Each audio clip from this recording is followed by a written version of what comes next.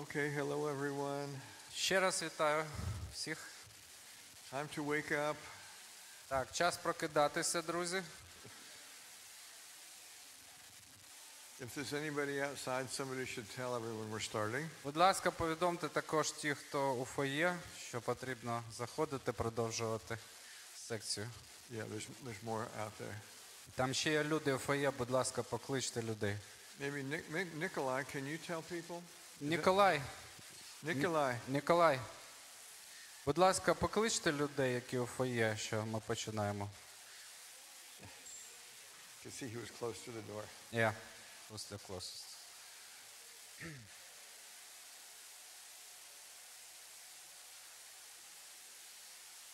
Okay, are you ready for more fun? І так, ви готові ще приймати? Fun with God and fun with the Bible? Провести гарний час з Богом і з Okay, людьми. we need to be on slide number 30. У нас зараз 30-й слайд. I can't see the numbers on this one.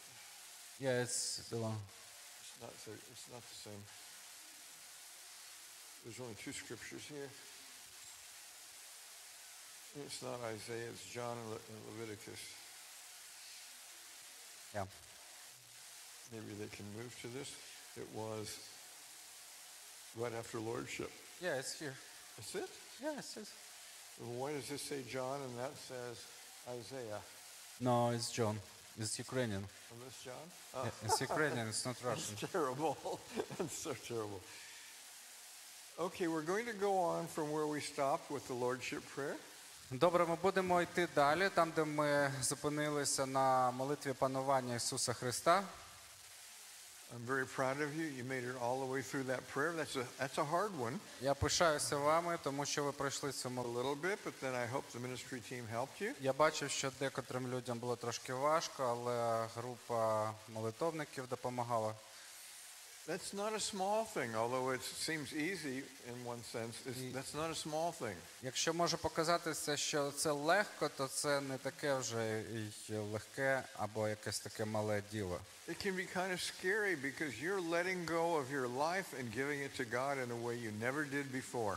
І це може лякати нас, тому що ми віддаємо контроль над своїм життям Богу. Тобто ми вже не контролюємо своє життя, а ми довіряємо Богу.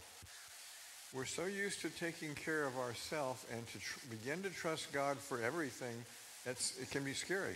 І знаєте, ми так звикли до того, щоб самим піклуватися про себе і контролювати своє життя, щоб віддати контроль Богу, це може бути не так просто. So we're going to go on talking a little bit about holiness.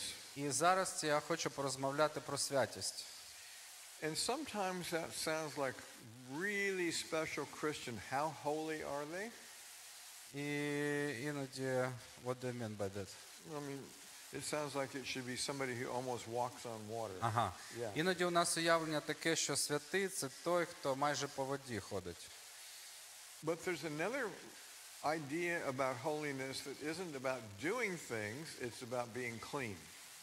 Але є інше розуміння святості, це не те, що ми робимо, це той наш стан, коли ми святі.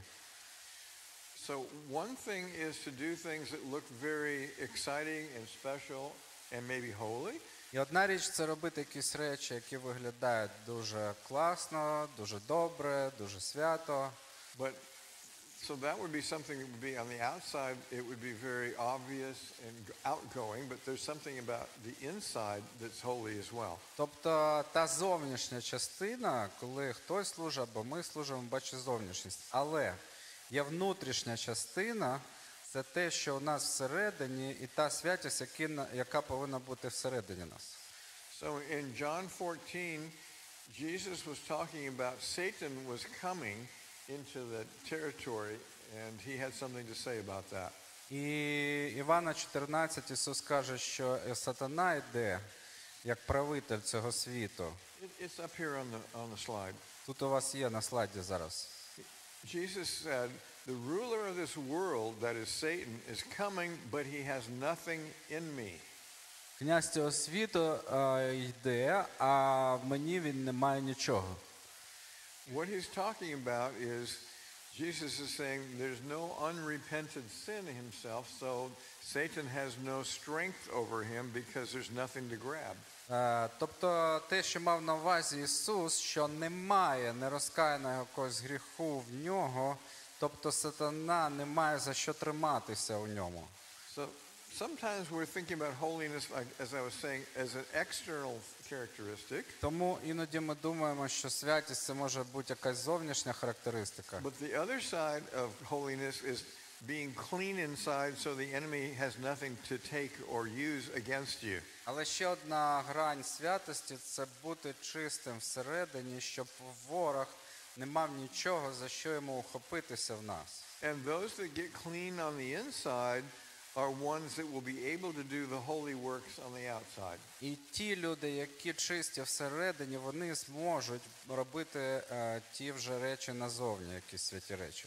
So it's not like you're trying to show off or be somebody special by doing things that are not normal, but because you're clean, it's easier to do those and you don't have to try. Тобто дивіться, яка різниця. Це не тоді, коли ми намагаємося продвинути своє зовнішнє служіння, щоб виглядати там свято чи помазано, чи ще. Це коли ми всередині святі, і тоді це вже буде природньо з нас випливати це служіння, і воно буде природньо з нас виходити. So we see somebody doing the works of God and we're really impressed. How could they be that holy? But actually we're talking about they're clean inside, so it's easy for them to do it.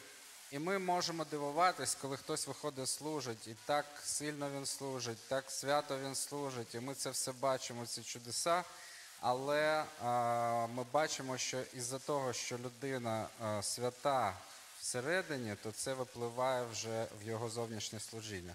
So today we're talking about the next step for you, which isn't outward stuff, it's the inward things that give you the ability to be like that. І сьогодні ми кажемо про наступний крок, це не якийсь там зовнішній крок, це внутрішня спроможність зробити цей крок, який нас поведе далі у цьому служінні. So in 3 Moses 19:2, God says, you shall be holy or clean inside because that's the way I am. І у Левітам 19:2 сказано, щоб ми були святі, так як наш Бог, Він святий. And the Apostle Paul, Наступний слайд. remember, he was a church builder. А апостол Павло, він засновував церкви. What apostles do, you think, well, that's just the highest rank you can be as a Christian, but they actually have a job. І ми думаємо, що апостол – це такий якийсь великий титул у християнстві, самий найвеличніший. Але у апостола є своя робота, яку він повинен робити. So as Paul was going around the countryside, he was actually building, planting, and establishing churches. А коли Павло ходив і мандрував, він це робив для того, щоб засновувати церкви. So he spent 1.5 years ministering in Corinth to build church. І 1,5 року він провів у Коринфі, щоб заснувати там церкву. Sometimes we're reading the rules and we don't see the action. So I like to look at the apostles and see what they did when they went from one place to the other. Мені дуже подобається дивитися на життя апостолів і дивитися, що вони робили, коли вони йшли від одного краю в інший. So in 2 Corinthians 12:20 and 21, which is up here on the board. 2 Коринтян 12, 20, 21. So you might want to write some of these references down. Ви можете собі записати, щоб у вас залишились ці місця писання. Because that's actually the key to what I wanted to talk about today. It's our key scripture. Це є ключовим місцем писання про те, що я хочу казати сьогодні. So he was writing from wherever he was back to Corinth because he'd heard some bad reports about the church. І він писав уже з іншого місця, він писав до коринтян, тому що він чув, якісь погані звістки були звідти. And this was a church that Paul was visiting, and he was there about a year and a half working among them to plant a real stable church. І це та церква у Коринфі, де Павло працював, 1,5 року він там провів, щоб заснувати там цю церкву. And he wrote probably one of the most dramatic, emotional letters to them in 2 Corinthians. І оце друге послання Коринтян, він написав дуже таке сильне, драматичне, емоційне послання. It was passionate. He was saying, you're failing at discipleship because you haven't repented of your past sins. І він тут каже їм так прямо з емоціями, що ви не продвинулися в учнівстві, тому що ви не розкаялися у своїх минулих гріхах. So maybe you were thinking I was just getting a little too emotional myself about repenting of the sins, but here's Paul, and there's a reason why, and I'll explain it. І може ми думаємо, що ми там емоційно якось реагуємо на ці речі, але ось Павло, апостол Павло нам про це каже, про ці ж самі речі. So he was saying, you guys, you're failing because you've not repented of your past sins.